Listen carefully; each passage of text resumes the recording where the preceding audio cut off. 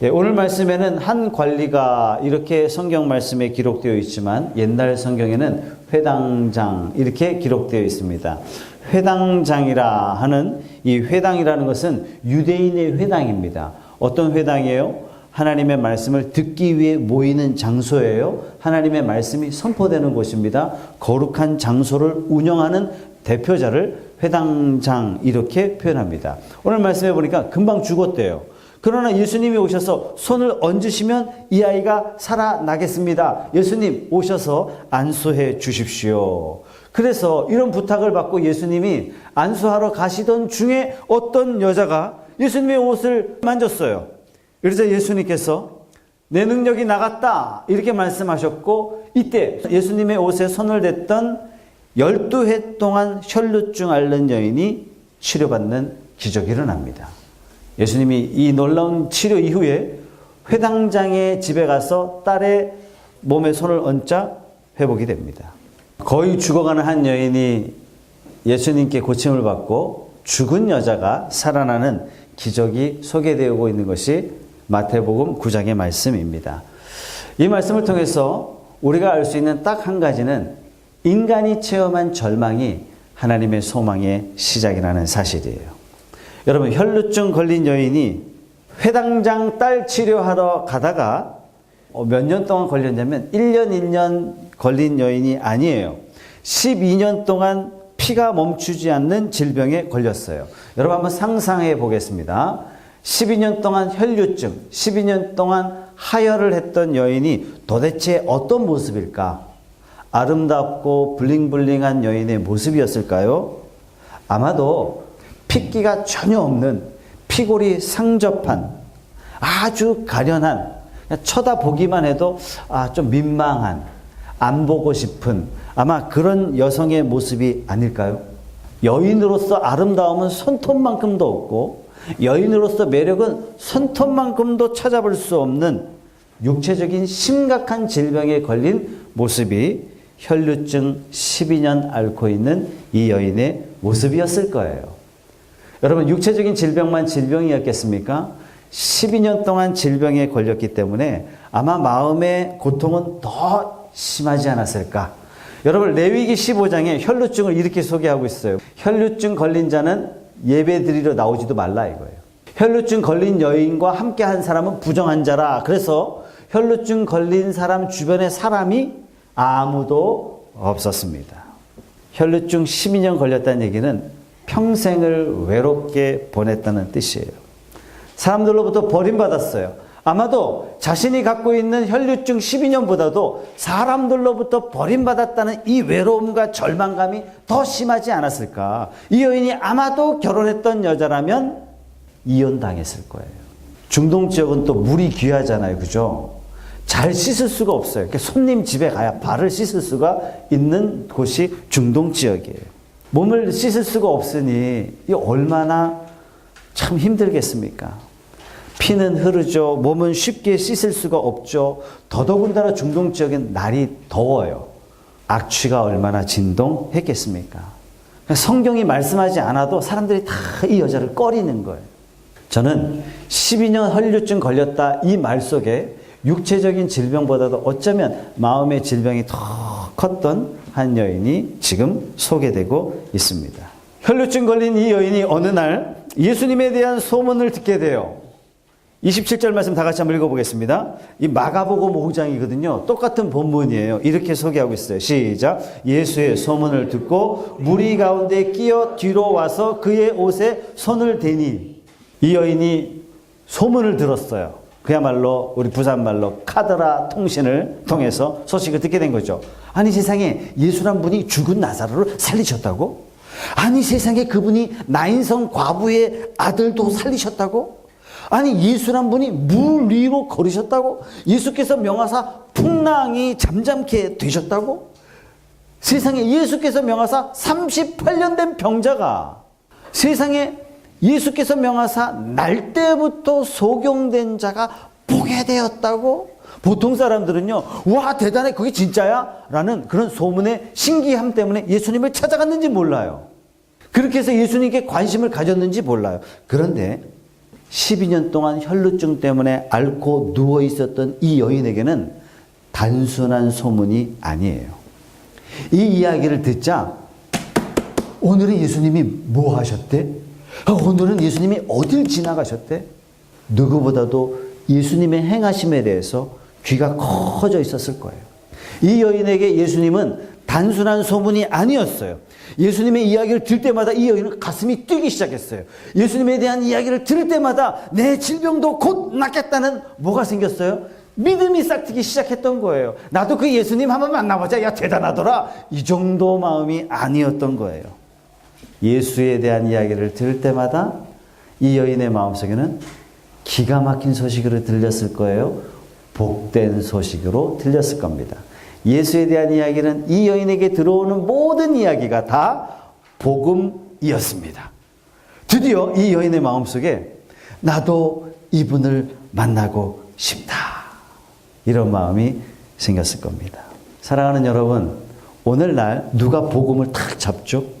죽음을 해결할 수 없고 내가 결국 이 죽음 앞에 어찌할 수 없는, 내가 지옥의 문 앞에서, 죽음의 문 앞에서 내가 할 수 있는 게 아무것도 없다는, 누가 이 사망의 몸에서 나를 건져낼 수 있을까라는 절박한 절규, 이 고민을 하는 사람이 생명의 주 예수를 만날 수 있는, 생명의 주 예수에 대한 소식을 들었을 때, 야, 이것이야말로 진짜 복된 소식이다 라고 말할 수 있는 사람이 아니겠습니까? 근데 오늘날 사람들이 죽음에 관심이 없어요. 오늘날 사람들이요, 우리가 죽음 이후의 삶에 대해서 관심이 없어요. 본인이 선언을 해요. 지옥 없어. 지옥 없어. 아니, 자기가 없다고 백날 주장해 본들 가서 만나면 우리가 어찌할 거냔 말이에요. 결국 우리 자신이 내 코앞에 닥쳐진 그 죽음 앞에 어찌할 수 없는 비참한 처지임을 깊이 통감하면 통감할수록 하나님께서 우리를 위하여 예비하신 그 예수께서 얼마나 위대한 일을 나를 위하여 하셨는지 고백하게 되고 복음을 받아들이게 되는 것입니다. 자, 이 여인이 예수님이 지나가신다는 소식을 주의 깊게 들었어요. 그리고 예수님이 지나가실 만한 길목에서 기다립니다. 근데 문제는 상황이 만만치가 않아요.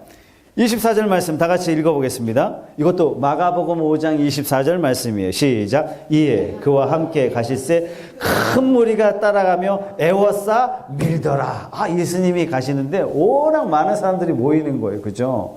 여러분, 광안리 그 불꽃축제 가보셨어요? 우리 아이들 셋 어릴 때 데리고 가가지고 깔려 죽을 뻔했었다니까 아닙니까? 사람들이 사람을 밟고 지나가요. 밟힌 사람 욕을 해대고, 제가 딱 한 번 가고 다시는 안 가겠다고 결단하고, 군중을 뚫고 나간다는 것 결코 쉽지 않아요. 사람들이 자빠지고 사람들이 밀치고 그냥 가고 싶어 가는 게 아니라 밀려가는 거죠. 그러나 이 여인은 그러한 상황이 와도 포기할 수 없었어요. 이 여인은요, 밟히는 상황이 와도 내가 예수를 꼭 만나야 되겠다는 간절함이 있는 겁니다. 사랑하는 여러분, 뭐가 믿음이겠습니까? 포기하지 않는 것. 여러분, 이게 믿음이에요. 도저히 만날 수 없는 상황이지만, 도저히 만날 수 없는 환경이지만, 도저히 만날 수 없는, 도저히 예수께 나갈 수 없는 그런 연약한 몸을 가지고 있지만, 그럼에도 불구하고 포기하지 않고 예수께 나아가는 것, 이것이 바로 믿음이라는 것이에요. 사실상 이 여인이 가지고 있는 12년 혈류증 이 질병이 주님을 꼭 만나야 되겠다는 소망으로 바뀌게 되었죠. 여러분들에게 오래전에 그 간증 한번 들어보시라고 유튜브에 링크해서 여러분들에게 보내드렸어요. 김광석 참전 화장품 회장님이시죠. 네, 벤들리 사장님이세요. 우리나라 아우디 사장님이에요. 람보르니기 사장님이에요. 원래 이분이 약사 출신이에요. 연고를 만들었는데 연고를 전국의 약국에서 이걸 막 달라고 하는 거예요. 그래서 뭐라고 얘기했냐면 하루에 집을 한 채씩 벌었대요. 그러니까 돈 어마어마하게 버는 거예요. 간증을 제가 다 할 수 없으니까 제가 한 서너 번 들었던 것 같아요. 돈을 너무 많이 버는데 벼랑간 약국으로 검찰이 조사 나온 거예요. 가다가 직원 전화 받고 그날로 도망갔어요. 산으로 도망갔어요. 절로 도망갔어요. 하루아침에 알거지가 됐죠. 벌금까지 맞아가지고 8억인가 그때 당시에 1980년도 8억인지 80억인지 추징금을 받았어요. 몽땅 다 날아갔어요. 그 절에 숨어가지고 있는데 외지인들이 오면 묵어주는 이게 숙소가 있지 않습니까? 그 숙소에 신문지가 이렇게 쫙 발려있는데 그 신문지 보고 예수님 믿게 된 거예요. 아니, 선택받은 사람은 절을 찾아가도 예수님 믿게 되더란 얘기죠. 거기에 이제 성경 모르게 이렇게 됐는데, 하나님 뭐 모르게 됐는데, 그 절집에서 마음에 어떤 마음이 드냐면, 내가 예수를 제대로 믿어야 되겠다. 이 결단을 하게 되는 겁니다. 어떻게 예수를 믿게 됐는지 여러분들이 간증을 들어보시기 바랍니다. 이 김광석 회장은요, 인생의 절박한 순간에서 하나님을 만나게 돼요. 지금은 뭐 참좋은 화장품 운영 안 하세요. 본인은 뭐 하세요? 전 세계 돌아다니면서 교회마다 집회만 하세요. 이스라엘 백성들이 과거의 우상 숭배에 깊이 만연하게 됩니다. 그래서 북이스라엘이 우상 숭배 때문에 아수르의 노예로 끌려가게 됐죠. 나중에는 남유다도 우상 숭배가 만연하자 하나님께서 바벨론의 포로로 끌려가게 하십니다. 성경은 단순히 바벨론의 포로로 끌려갔다라고 기록하고 있지만, 포로로 끌려가는 이스라엘 백성들의 모습이 마치 개와 돼지 같았다라고 성경은 기록해요. 그러니까 포로로 끌려가는 이들의 모습이 얼마나 비참했겠습니까? 손발이 다 묶인 상태로 그냥 무참하게 끌려가는 거예요. 이렇게 비참하게 끌려가는 이 상황에 하나님께서 예레미야에게 말씀을 주세요. 그러면서 너는 백성들에게 이렇게 전하라. 그러면서 하나님의 음성을 이렇게 들려주십니다. 다 같이 한번 읽어보겠습니다. 시작. 여호와의 말씀이니라. 너희를 향한 나의 생각을 내가 아나니 평안이요 재앙이 아니니라. 너희에게 미래와 희망을 주는 것이니라. 아니, 포로로 비참하게 끌려가고 있는 이 상황 가운데 하나님이 뭐라고 말씀하시냐면은, 너희를 향한 나의 생각을 너에게 가르쳐 주겠다. 평안이다. 재앙이 아니다. 미래의 희망이다. 이렇게 말씀하시는 거예요. 이게 말이 됩니까, 여러분? 개, 돼지처럼 끌려가고 있는 이 상황에. 여러분, 우리가 지금 절망의 상황을 만나도 이게 끝이 아니란 얘기예요. 이 상황을 통해서 하나님께서 우리에게 새로운 희망을 주시겠다는 뜻인 줄 믿으시기 바랍니다. 우리는 힘들고 어려운 상황을 만나면, 야, 이게 끝이야. 이게 절망이야. 라고 포기하고 싶지만, 하나님은 말씀하시는 거예요. 지금이 시작이다. 다 손들고 내 앞에 나와라. 이제부터 내가 시작하겠다. 라고 말씀하시는 하나님의 음성인 줄 믿습니다. 12년 혈류증 걸린 여인은 이제 본인이 선택할 수 있는 유일한 방법은 딱 하나예요. 죽는 거 말고는 방법이 없는 거예요. 바로 그 상황에 주님께서 만나주시고 그의 인생을 새롭게 고쳐주십니다. 우리가 만나는 절망은요, 하나님이 일하심의 시작인 줄로 믿으시기 바랍니다. 믿음이란 뭐냐? 지금 내 형편 죽을 것 같고, 믿음이란 뭐냐? 내 형편 절망이고 내 형편 소망이 없지만 이 상황 가운데 포기하지 아니하고 하나님을 바라보는 것, 이것이 믿음이라는 것입니다. 자, 혈류증 걸린 여인은 건강 없어요. 물질 없어요. 사람도 없어요. 자기 주변에 의지할 만한 거 다 사라졌어요. 그러나 이 여인은 체념하지 않고 주님을 찾아갑니다. 믿음으로 나섰어요. 그의 일생의 위대한 기적을 주님과 함께 만나게 되죠. 주님 앞에 나가시는 저와 여러분 되시기 바랍니다. 믿음의 주여 또 온전케 하신 이인 예수를 바라보며 주님과 믿음으로 동행하며 주님과 기적과 동행하는 저와 여러분들이 되시기를 축복합니다. 이 여인이 예수님에 대한 소문을 들었어요. 절망 중에 있었던 이 여인에게 소망이 모락모락 피어오르기 시작했어요. 예수님이 마치 중풍병자를 치료하신 것처럼 사람들 앞에서 일어나라 라든가 아니면 머리에 안수해서 치료하시든가, 아니야. 내가 그분을 만나기만 해도 내가 치료되겠다. 아니야. 내가 그분하고 옷깃만 스쳐도 치료되겠다라는 그런 믿음이, 그런 기대감이 스물스물 올라오기 시작했습니다. 여러분, 성경은 12년이라고 그랬어요. 12년. 12년이라는 말 속에 가로 열고 뭐가 있냐면 이 여인은 더 이상 기대할 게 없다는 얘기예요. 12년이라는 말은 가로 열고 무슨 말이 있냐면 모든 방법을 다 찾아봤지만 어떤 것도 해결함 받지 못했다는 뜻입니다.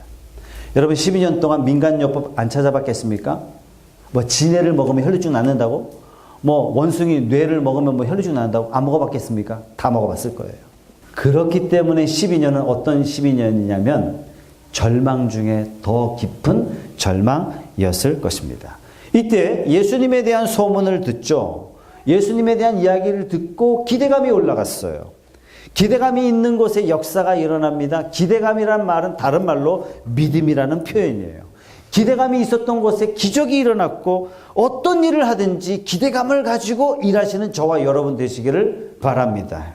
아침에 일어나면 하루를 시작하면서 여러분을 향한 기대감을 가지고 시작하십시오. 왜? 하나님은 여러분의 아버지시고 여러분들의 길을 지키시고 인도하시는 하나님이시니까. 인간에게는 두 종류의 인간으로 나눌 수 있어요. 첫째, 기대감을 가지고 일하는 사람, 절망감을 가지고 앞날을 늘 걱정하며 사는 사람, 두 종류로 나눌 수 있어요. 기대감을 가진 사람은 늘 잘 될 거야. 안 되는 상황에서도 하나님이 나의 아버지셔. 하나님이 나를 도와주셔. 이 안 되는 상황을 통해서 악을 선으로 바꾸사 하나님은 반드시 나에게 영광스러운 모습으로 임재하실 거야. 이 일을 통해서 하나님이 주관하실 거야. 기대하는 사람이 있어요. 반대로 걱정하는 사람이 있어요.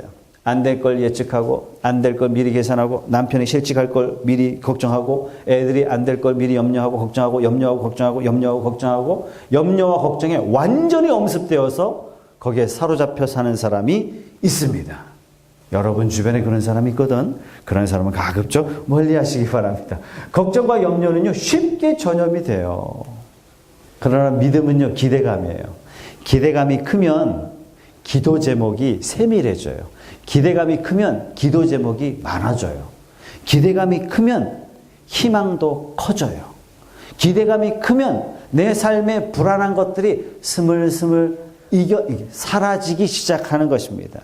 반대로 기대감이 없으면 기도 제목이 커요. 좋은 하루 되게 해주세요. 끝. 좋은 사람 되게 해주세요. 끝. 뭘 기도해? 뭘 더 기도해? 기대감이 없다는 얘기예요, 그거는. 하나님이 어떤 분인지 모른다는 얘기예요. 저와 여러분의 삶의 기도 제목이 세밀해지고 많아지고 길어지기를 축복합니다. 소경 바디메오가 예수님 만나서 뭐라고 기도해요? 다윗의 자손 예수여 나를 불쌍히 여기소서. 그래서 예수님 불렀어요. 일로 와봐. 그런 다음에 예수님이 말하십니다. 내가 너한테 뭐 해줄까? 그랬더니 이 소경 바디메오가 이렇게 이야기했어요. 아파트 한 채 주세요. 차 한 대 사주시죠. 기사 딸린. 아니 눈이 감겨가지고 그냥 앞이 안 보여서 그냥 다니기가 불편해 죽겠어요. 이 소경 바디메오가 이렇게 기도해요. 보기를 원하나이다. 묵상하면 묵상할수록 놀라운 거예요. 그래서 예수님 뭐라고 말씀하세요? 네 믿음대로 되라. 그리고 그 즉시 눈이 떠졌어요. 여러분 이 말씀을 묵상할 때 너무 당연하다 이렇게 보시면 절대로 안 됩니다. 여러분 생각해 보세요. 평생 소경이에요. 날 때부터 소경이에요. 날 때부터 소경인 사람이 보기를 원할까요? 자기 숙명이라고 생각하는 거예요. 내가 예수를 만나서 예수를 통해서 기대할 수 있는 것은 다른 것이다 라고 생각할 수 있는 것이 더 많다는 얘기예요. 여러분 날 때부터 소경 중에 보기를 원하는 사람이 몇이나 될까요? 다 그걸 포기해요. 마찬가지입니다. 내 삶에 불가항력적인 잘못된 만남, 불편한 운명, 이걸 사람들이 어떻게 생각하냐면 운명으로 받아들여요. 예수님을 믿어도 절대로 안 될 거야 이렇게 생각한다는 얘기예요. 소경 바디메오가 보기를 원하나이다 이 대답은요 정말 대단한 믿음인 거예요. 어떤 믿음이에요? 자기 자신에 대한 기대, 나도 볼 수 있다는 기대 뿐만 아니라 내 앞에 지나가시는 그 예수께서 이루지 못할 일이 아무것도 없다는 절대적인 믿음. 이 두 가지 조건이 만족될 때만 주여 내가 보기를 원하나이다 라고 말할 수 있는 요청이라는 사실이에요. 이 소경 바디메오의 믿음이 저와 여러분의 믿음이 되기를 주님의 이름으로 축복합니다. 기도 제목이 많다는 것은요 하나님께 기대한다는 뜻이에요. 기도 제목이 많다는 것은 절대자 하나님이 이 온 우주의 통치자 되심을 내가 믿는다는 뜻입니다. 사랑하는 여러분, 하나님을 향해서 기대하시고 기도하시고 기다리십시오. 하나님께서 때가 되면 이루실 줄로 믿습니다. 마태복음 19장 26절의 말씀 다 같이 한번 읽어보겠습니다. 시작. 예수께서 그들을 보시며 이르시되 사람으로는 할 수 없으나 하나님으로서는 다 하실 수 있느니라. 사람은 안 되지만 전능자 하나님은 기대하면 기도하면 이루어 주실 줄 믿습니다. 자, 오늘 이 여인이요 믿음으로 만졌다라고 성경은 기록하고 있어요.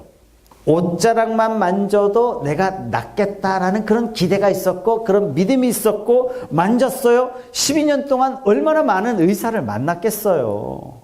다 의사는 뭐 치료된다, 걱정하지 말라 이런 이야기도 희망적인 이야기도 얼마나 많이 들었겠습니까? 그러나 속수무책이었어요. 오늘 예수님의 옷자락을 만지자 기적같이 나았어요. 한순간에 나았어요. 예수님께서 기다려 조금 있으면 나을 거야 이런 말씀도 하지 않으셨어요.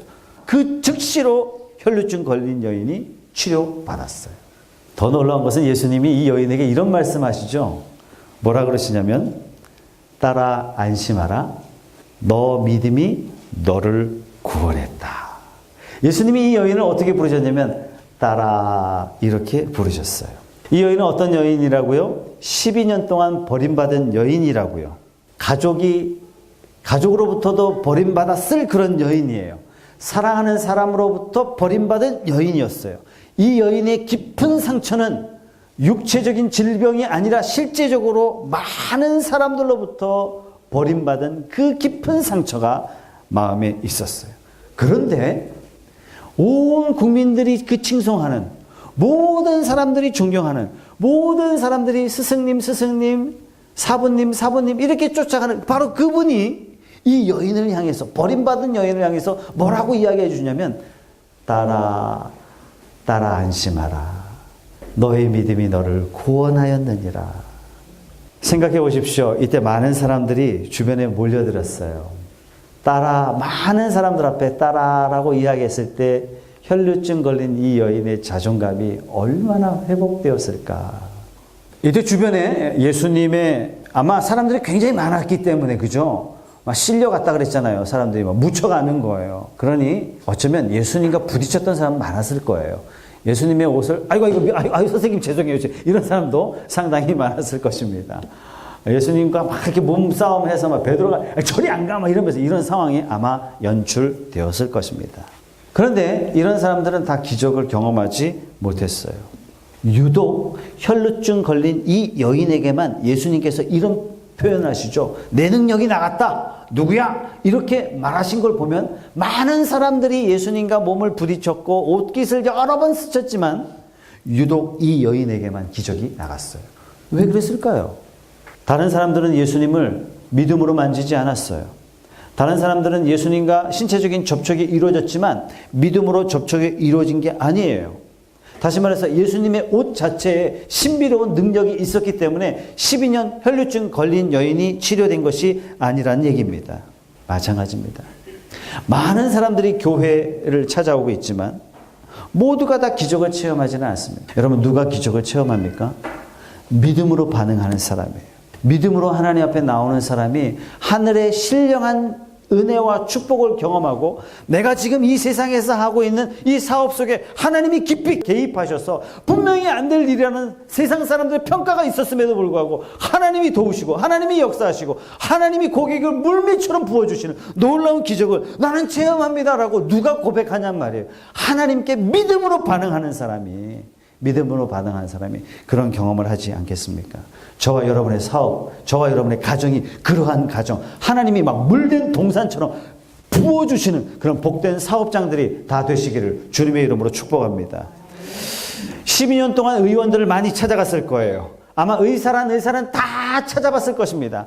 어쩌면 유대에 있는 이 혈루증 걸린 여인이 저 북쪽, 남한 사람이 북한 안 가듯이 아마 북한에도 용한 의사가 있더라라는 소문을 들었더라면 아마도 미리 꼭 해서라도 그 의사를 찾아갔을 거예요. 그러나 거기에는 답이 없었어요. 자기가 모든 용을 다 써봤지만 어디도 답을 찾을 수 없었어요. 그러나 오늘 주님께서 한순간의 터치로 이 여인의 모든 문제를 해결해 주셨습니다.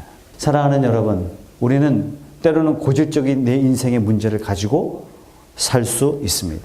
어쩌면 이 문제 해결되지 않을 거야 라는 답답한 마음으로 사는 사람도 있을 거예요. 그러나 우리 주님은 38년 된 병자도 한순간에 고치셨고 430년 동안 노예로 있었던 이스라엘 백성들의 본질적인 문제, 정체성의 문제를 6월절 하루 저녁의 사건으로 말미암아 한 번에 해결하신 분이 우리 주님인 줄로 믿습니다. 저와 여러분의 문제를 주님께 가져갑시다. 믿음으로 하나님 해결해 주십시오 라고 기도합시다.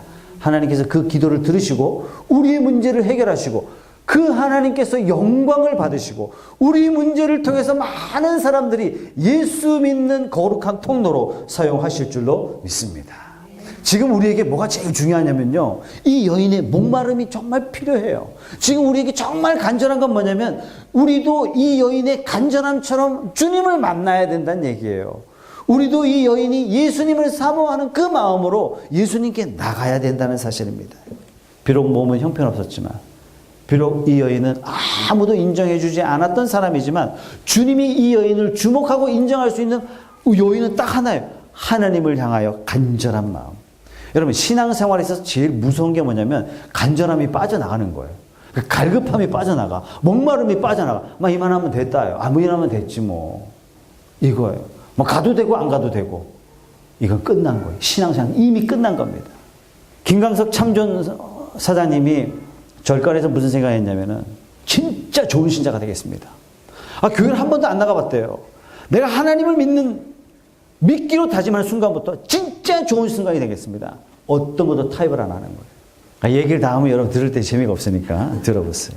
좋은 신자는 어떤 신자냐면 하나님을 향한 목마름이 깊어야 돼요. 좋은 성도란 어떤 성도가 좋은 성도냐면 하나님을 깊이 있게 갈망하는 사람.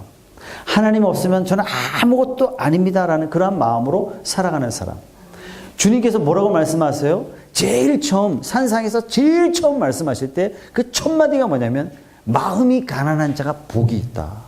마음이 가난한 사람, 심령이 갈급한 사람, 심령이 가난한 사람이 하늘의 모든 보화를 누릴 수 있는 사람이라고 주님께서 말씀하셨습니다. 지금 여러분들이 물질적으로 넉넉한데 그럼에도 불구하고 나는 영적으로 가난한 사람입니다. 하나님, 내 이 갈급한 영혼에 하나님 만족을 주십시오. 이 만족을 주실 수 있는 분은 오직 하나님밖에 안 계십니다 라고 말한다면 여러분은 너무 귀한 사람이에요. 그런데 어찌 갈망하지 않는데 하나님이 채우시며 하나님 저 목말라요 라고 말하지 않는데 어찌 하나님께서 그 영혼에게 만족함을 주시겠습니까? 하나님은 간절히 사모할 때, 하나님은 간절히 갈망할 때 하나님의 능력, 하나님의 은혜를 채워주시고 하나님의 영광을 받으시는 줄 믿습니다. 반대로 하나님의 능력이 철철 넘쳐도 간절하지 않는데, 사모하지 않는데 어찌 하나님이 주시겠냐 말이에요.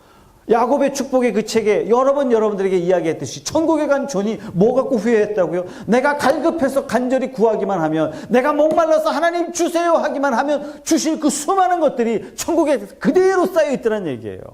자기 재능을 무덤에 갖고 가는 사람이 제일 미련한 사람이래요. 하늘에 주실 것을 막 준비하고 계신데 우리는 부르짖지 않아. 갈급해하지 않아. 가장 어리석은 사람 아니겠습니까? 오늘 한국교회의 가장 심각한 문제, 성도의 가장 고질적인 문제는 문제가 있는데 하나님을 찾지 않아요.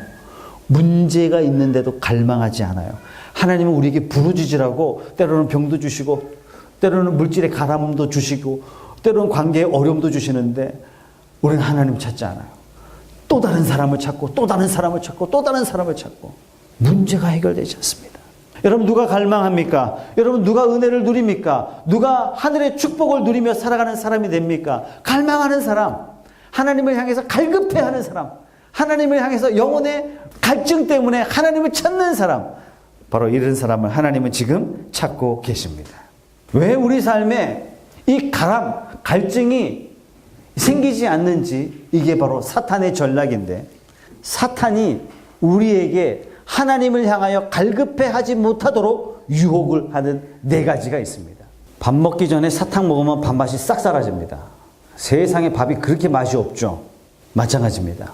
우리가 영혼에 목말라 해야 되고 말씀에 목말라 해야 되고 주님을 향한 갈망함이 있어야 되는데 이 갈망을 순식간에 사라지게 하는 영적인 불량식품이 4가지가 있는데 첫 번째는요, 안목의 정욕이에요.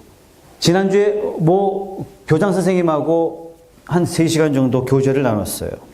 이분이 이제 서울에서 공부를 하실 때 부모님이 부산에서 이제 돈을 붙여주시죠? 돈을 붙여주실 때 꼭 부모님이 하시는 말씀이 이거란 얘기예요. 내가 보내주는 돈으로 잘 먹는 데 쓰고 책 사는 데 꼭 써라.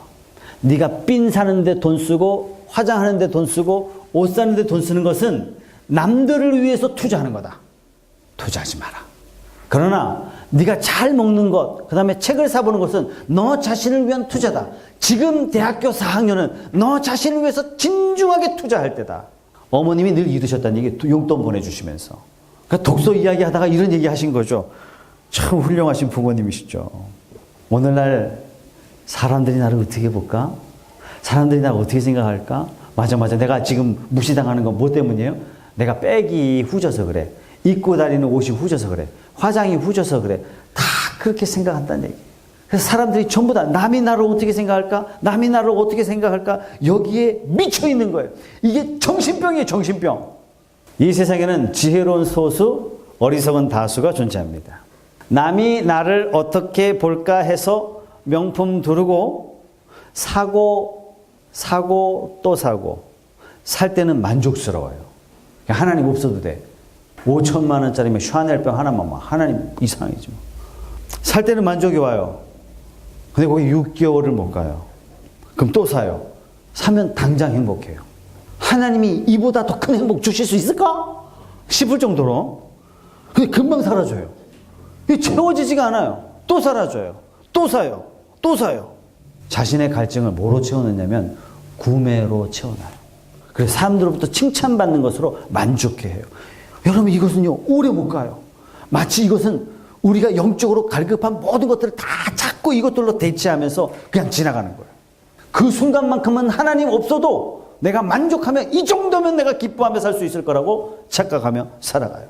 이게 사탄이 주는 사탕입니다. 발음이 비슷하네. 사탄. 여러분 오늘부터 우리 사탄 끊읍시다. 두 번째는요. 율법적으로 사람들이 변하기 시작하는 거예요. 나는 주일 성수도 잘하지. 나는 11조도 잘하지. 나는 봉사도 잘하지. 나는 이 정도 됐으면 좋은 신자야. 더 이상 바랄 게 없어. 영적으로 여기서 만족해버리는 거예요. 이 정도면 됐다라고 생각하는 거예요. 나는 술 안 먹지. 나는 담배 안 피지. 이 정도면 됐지. 딱 하는 거예요. 나는 이 정도면 좋은 신자야. 야, 술 끊어. 야, 담배 좀 끊어. 뭐 하는 거예요? 그 사람을 위해서 하는 소리가 아니라 나는 이 정도 된다는 얘기를 지금 하고 있는 것입니다. 지난주에 우리 간증하러 오셨던 김희태 장로님 부부가 오셨어요. 차 마시자고 오셨어요. 그래서 저한테 또 간증을 하셨어요. 뭐라 그러시냐면 부인 집사가 20년 동안 집사였는데 비로소 지난주에 예수님을 영접했습니다. 그러면서 저한테 간증을 하셨어요. 내용인 즉슨 20년 전에 우리 장로님이 예수님 믿고 변화됐어요. 예수님 믿은 거 부인 입장에서 좋은데 맨날 뭐라고 부인한테 얘기해요? 성경 읽어라, 큐티해라, 교회 기도해라, 교회 갔나? 항상 이렇게 얘기하는 거예요. 아내가 시어머니 때문에 고통받고 시누이 때문에 막 힘들어하고 그런 대화는 한마디도 안 되고 그래서 안 되겠다 싶어서 이 남편을 떠나서 캐나다에서 오랫동안 살다가 몇 개월 지금 와 있는 동안에 이 부인 집사님이 남편만 보면 미칠 것 같다는 얘기. 지는 잘 믿어서 좋다고 하는데, 지는 좋은 신자라고 하는데, 나한테는 좋은 사람이 아닌 거예요. 죽여버리고 싶은 거예요. 하루는 남편 생각하면서 남편이 엊그저께 샀던 거위털 패딩 있죠? 20만 원 주고 산 걸 가위로 다 잘라버려야 돼요. 안방에 다 흩어져. 남편이 들어오고, 이거 도대체 뭐냐고. 예전 같으면 막 보라보라고 화를 냈을 텐데, 이거 안 되겠다 싶어서 장로님이 앉아봐라. 우리 얘기해보자. 그리고 새벽 3시까지 이야기하고, 둘이 부둥켜 울면서 회개했다는 사실이에요. 아내를 품어줬어요. 20년 동안 아내의 그 깊은 아픔을 무엇인지 이제는 이해했다고. 내가 남편 되지 못했다고 용서한다고. 이와 똑같은 상황으로 딸들이 아빠만 보면 슬슬 무서워요. 아빠가 놀러 가자 그러면 무서워. 놀러 가면 또 한바탕 하시거든. 딸들에게도 내가 30년 동안 너의 가슴에 못을 박았다. 딸아 아빠를 용서해다오. 인천 갔다 오셨대요. 그래서 기뻐서 저한테 전화를 하셨어요. 이 김익태 장로님이 평생 나 예수 잘 믿고 율법적 도덕적 잣대로 아이들 재단하고 아내를 재단했어요. 그래서 우리는 어디 속에 있냐면 나는 율법적 도덕적 안에 있으니까 나는 이 정도 하면 되니까 나는 좋은 신자야. 이 만족감이 뭘 만들어주냐면요. 하나님을 향한 갈증, 하나님을 향한 목마름, 이걸 다 없애는 거예요. 여러분, 이것 또한 사탄이 주는 사탕입니다. 세 번째, 육적인 배부름이에요. 많은 신학자들이 이런 얘기를 했습니다. 국민소득 1만 불 시대가 오면 영적인 침체가 시작된다. 이게 모든 나라들에서 이루어진 일이다. 국민소득 2만 불이 오면 교회 안에서조차 세속화가 확 일어나게 된다. 돈이 제일 중요한 거예요. 만모니즘이. 그러면서 교회는 대체적으로 영적으로 잠들기를 시작합니다. 여러분, 우리나라가 딱 이 상황입니다. 영적인 갈망이 사라졌어요. 심각한 거죠. 제가 서울에서 사역할 때 서울에 저와 같은 교회가 아닌 다른 교회 안수 집사님이 이사를 했어요. 즉 그 집사님이 얼마나 잘 사는지 72평 아파트 2개를 합쳤어요. 아래층 위층. 그 계단으로 복층으로 다녀요. 기가 막히죠. 그러니까 집에서 볼링을 쳐도 되겠더라고요. 딱 하면 쫙 끝까지 가겠더라고 보니까. 거실이 2개더라고 보니까. 그런데 이분이 결단을 하고 32평 아파트 전세로 이사 간대요. 왜 그러냐 물어보니까 자기가 이렇게 부하게 살아가는 것은 자기나 아내는 괜찮대요. 근데 이것을 보고 자라는 우리 아이들은 육적인 가람을 모르고 자라가는 건 불행이다라는 판단이 어느 날 섰어요. 다 정리했어요.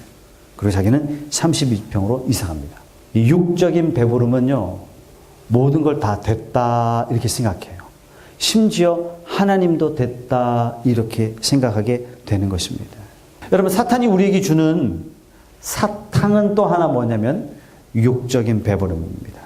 여러분들이 지금 육적인 목마름 가운데 있습니까? 오히려 이것은 하나님이 우리에게 주시는 어쩌면 영적으로 더 깊이 하나님을 만날 수 있는 축복의 통로인 줄로 믿고 오히려 감사하며 하나님 앞에 나아갑시다.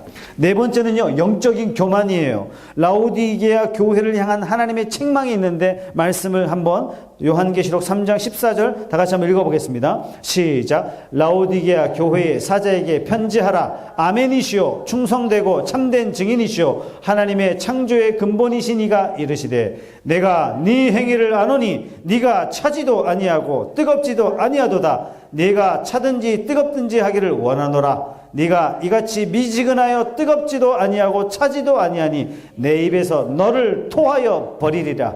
네가 말하기를 나는 부자라 부요하여 부족한 것이 없다 하나 가련한 것과 가난한 것과 눈먼 것과 벌거벗은 것을 알지 못하는도다. 내가 너를 권하노니 내게서 불로 연단한 금을 사서 부요하게 하고 흰옷을 사서 입어 벌거벗은 수치를 보이지 않게 하고 안약을 사서 눈에 발라 보게 하라. 무릇 내가 사랑하는 자를 책망하여 징계하노니 그러므로 내가 열심을 내라 회개하라. 라오디게아 교회가 얘기해요. 우린 부자야. 부족한 게 없어. 영적으로 우리는 부자야. 하나님이 과연 외적인 것으로 우리를 심판하시겠습니까? 아니요. 그는 하나님의 조건에 축에 들지도 않는 것입니다. 하나님은 외모로 판단하지 않으십니다. 그러나 이 라오디게아 교회는 이 실상을 보지 못했어요. 그래서 주님께서 이야기하시죠. 실상 너희의 내면을 보지 못하고 있다. 너희의 영적인 수준은 벌거벗었다. 너희의 영적인 수준은 장님이다. 이렇게 말씀하십니다. 이런 영적인 교만 주님께서 책망하시죠. 사랑하는 여러분, 사탄은 우리에게 끊임없이 하나님을 향한 갈망이 사라지도록, 하나님을 향한 목마름이 사라지도록 사탕을 줘요. 나는 지금 어떤 사탕을 빨고 있는지 여러분들이 깊이 생각해 보시면서 어떻게 하면 내가 영적인 갈망의 상태로, 목마름의 상태로 하나님을 부르짖으며 나아갈지 여러분들이 여러분 자신을 되돌아보시기 바랍니다. 성경에 이런 말씀이 있어요. 누구든지 목마르거든 내게로 와서 마시라. 그러면 어떻게 해야 된다고요? 너의 배에서 생수의 강이 콸콸콸콸 흘러 넘칠 것이다. 이렇게 말씀하세요. 근데 이 말씀은요, 조건절이에요. 어떤 사람에게 하나님께서 와서 마시라 이렇게 말씀하세요? 목마른 자예요. 목말라 하는 사람만이 주님 저를 채워주십시오. 성령님 저를 채워주십시오. 하나님 저와 동행해 주십시오. 하나님 아니고서는 아무것도 할 수 없습니다.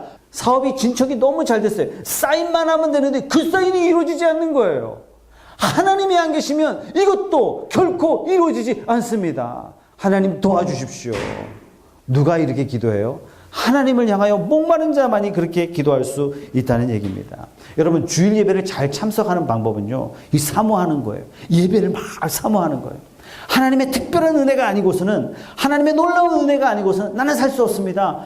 이 주일에 와서 하나님의 놀라운 은혜를 체험하는 방법은요, 하나님을 사모하는 거예요. 하늘을 갈망하는 거예요. 하나님, 저는 하나님 아니고는 불가능합니다. 이 예배를 통해서 하나님 부어주십시오. 갈망하는 마음으로 주일 예배에 참여할 때 하나님이 그 영혼에게 만족함이 되도록 하나님께서 은혜를 부어주시는 것입니다. 여러분, 주일 예배를 사모하기 위해서는 토요일 준비하셔야 된다니까요. 제가 청년 때 주일 예배 아침 7시 교회가 도착했다니까요. 밤 12시에 교회에 있다가 집에 돌아왔어요. 여러분, 이 정도면 충성한 거 아닙니까? 예배 시간만 되면 내가 졸고 있는 거예요. 이렇게 좀 괜찮은데 어쩌다가 이 뒤로 넘어가. 뒷사람한테도 미안하고. 제가 하나님 기도하는 거, 하나님 제가 왜 이랬습니까? 제가 얼마나 이 주일을 사모하고 기다리고 고대하면서 제가 주일 왔는지 주님 아시잖아요. 제가 딱 사인을 가르쳐 주시는 거예요. 너 토요일날 뭐 하고 있냐? 제가 주일날 온전히 하루 종일 충성하기 위해서 토요일날 어떻게 해요? 토요일날 새벽 1시까지 제가 시간 다 쓰는 거예요. 몸이 지칠 대로 지친 상태에서 주일날 깨어서 교회 나오는 겁니다. 네가 진짜 주일을 사모한다면 토요일을 안식하면서 보내라. 그때부터 토요일날 제가 있었던 강동구 길동에서 잠실까지 결혼식 가는, 밤에 이빠이 밟으면 10분이면 가는 거리예요. 토요일날 간다고요? 2시간 반 걸립니다. 미안하다. 내가 너의 결혼식에 갈 수가 없다. 부조금은 보내마. 이것은 내가 주일을 위함이다. 네가 싫어서나 그런 건 절대로 아니다. 그 양해에 구하는 거죠. 그때 이후로 제가 주일을 졸아본 적이 단 하루도 없는 거예요. 하나님께서 그 예배에 복을 주시는 거예요. 말씀이 막 꿀처럼 귓가에 다가오는 거예요. 말씀을 정리하겠습니다.